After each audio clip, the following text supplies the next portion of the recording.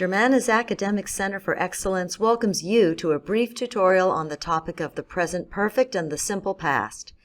Many people learning English find it challenging to know when to use the present perfect tense and when to use the simple past tense, especially since they both sound like they're talking about past events, but there is definitely a difference. Let's start by looking at when we use the present perfect tense.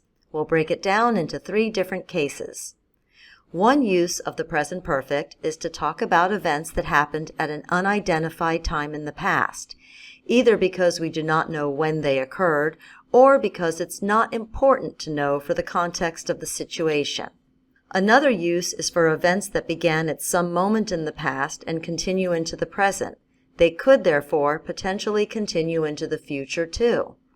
Lastly, we'll look at how the present perfect is used to talk about repeated events in the past that have the possibility of continuing to repeat into the future. What does this all look like? Well, I'm glad you asked. For the first case, events that happened at an unknown time in the past, here is an example. This question, have you ever visited Washington, D.C., refers to any time before now. It does not mention a time in the past or care about when in the past you may have visited our nation's capital. We just want to know if you have or have not ever been in Washington, D.C. Possible answers could be, no, I have never visited Washington, D.C., or, yes, I have visited Washington, D.C., and our nation's capital is beautiful. In either case, the answer is speaking about the past. But it does not mention any specific time in the past because that isn't relevant. So how is this different from the simple past tense? The difference is that the simple past talks about events that happened at a known time. Once I know that you have visited Washington, D.C., I can ask this follow-up question. When did you visit Washington, D.C.? Now I'm looking for a precise time of your visit, and the answer should also be in the simple past. So a possible answer could be, I visited Washington, D.C. last year. Or you could use a phrase that identifies the time, such as during the 2023 National Cherry Blossom Festival. The point is that the answer identifies a specific time when you visited the capital, last year or during the 2023 National Cherry Blossom Festival. Now, let's look at the second case, events that started in the past and continue into the present. In this example, I know you are a student at Germana, so I could ask, how long have you been a student at Germana? I expect an answer that gives me the duration or length of time. Or you might say when you started at Germana, which would still tell me how long you have been here.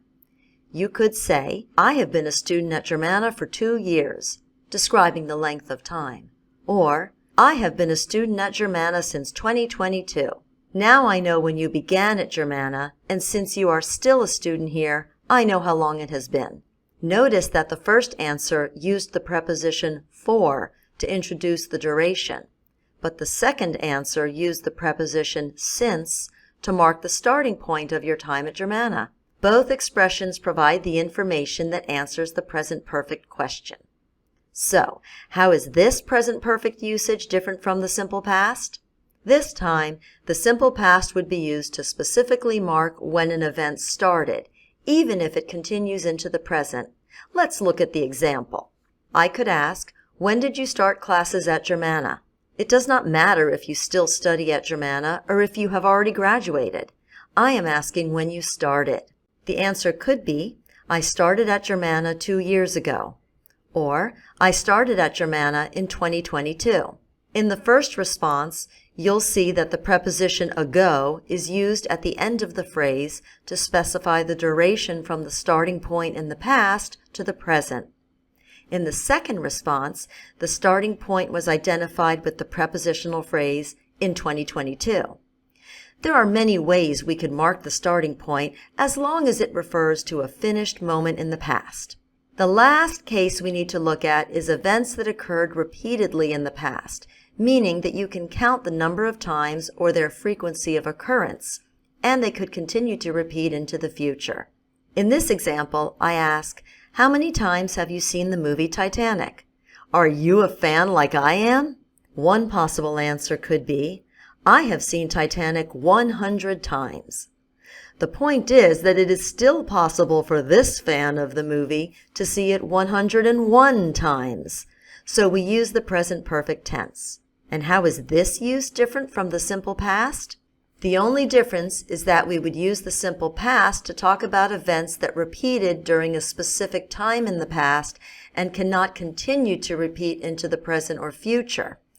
The example I give to demonstrate this is, when Titanic was originally released in 1997, I saw it in the movie theater 3 times.